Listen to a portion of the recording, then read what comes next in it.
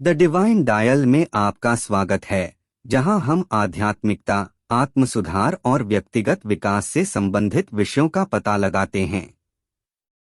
इस लेख में हम मृत्यु के पेचीदा और रहस्यमय विषय में तल्लीन करेंगे। हम यह पता लगाएंगे कि मृत्यु के दौरान और बाद में क्या होता है और आध्यात्मिक दृष्टिकोण से इस प्राकृतिक घटना को समझने की कोशिश करें। मृत्यु के दौरान क्या होता है? मृत्यु जीवन का एक स्वाभाविक हिस्सा है, लेकिन इस प्रक्रिया के दौरान वास्तव में क्या होता है? चिकित्सा विज्ञान के अनुसार मृत्यु तब होती है जब हृदय धड़कना बंद कर देता है और मस्तिष्क कार्य करना बंद कर देता है। हालांकि आध्यात्मिक दृष्टिकोण से मृत्यु अस्तित्व के एक रूप से दूसरे में संक्रमण है। मरने की प्रक्रिया के दौरान कई लोग अपने भौतिक शरीर से टुकड़ी की भावना का अनुभव करते हैं।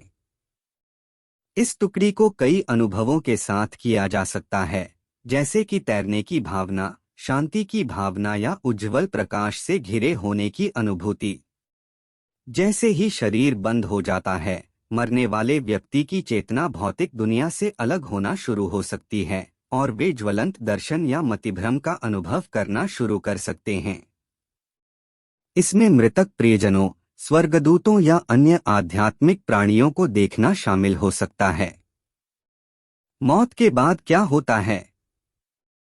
मृत्यु के बाद आत्मा को अपनी यात्रा पर जारी रखने के लिए माना जाता है, या तो जीवन के बाद या पुनर्जन्म की ओर।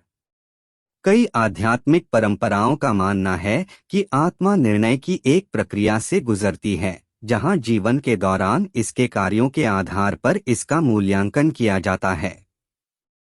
कुछ विश्वास प्रणालियों में, जैसे कि हिंदू धर्म और बौद्ध धर्म, आत्मा को एक नए भौतिक शरीर में पुनर्जन्म माना जाता है, जो पिछले जन्मों से उसके कर्म या संचित कार्यों पर निर्भर करता है। पुनर्जन्म तुरंत या उसके बाद की अवधि में खर्च हो सकता है। अन्य परंपराओं में, जैसे कि ईसाई धर्म और इस्लाम, आत्मा को जीवन में प्रवेश करने के लिए माना जाता है, जहां इसे जीवन में अपने कर्मों के आधार पर न्याय किया जाता है और या तो पुरस्कृत या दंडित किया जाता है। किसी के कार्यों के आधार पर जीवनकाल शाश्वत विश्राम या सजा के दायरे का स्थान हो सकता है। निकट मृत्यु के अनुभवों के भी खाते हैं, जहां व्यक्ति अपने शरीर को छोड़ने की रिपोर्ट करते हैं और जीवन में वापस लाने से पहले अन्य स्थानों की यात्रा करते हैं।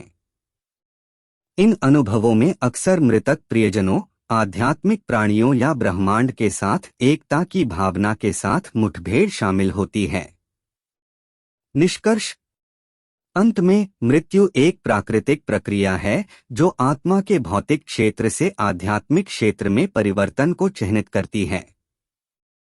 जबकि चिकित्सा विज्ञान मृत्यु के दौरान होने वाले शारीरिक परिवर्तनों का वर्णन कर सकता है, आध्यात्मिक परंपराएं इस घटना की गहरी समझ प्रदान करती हैं।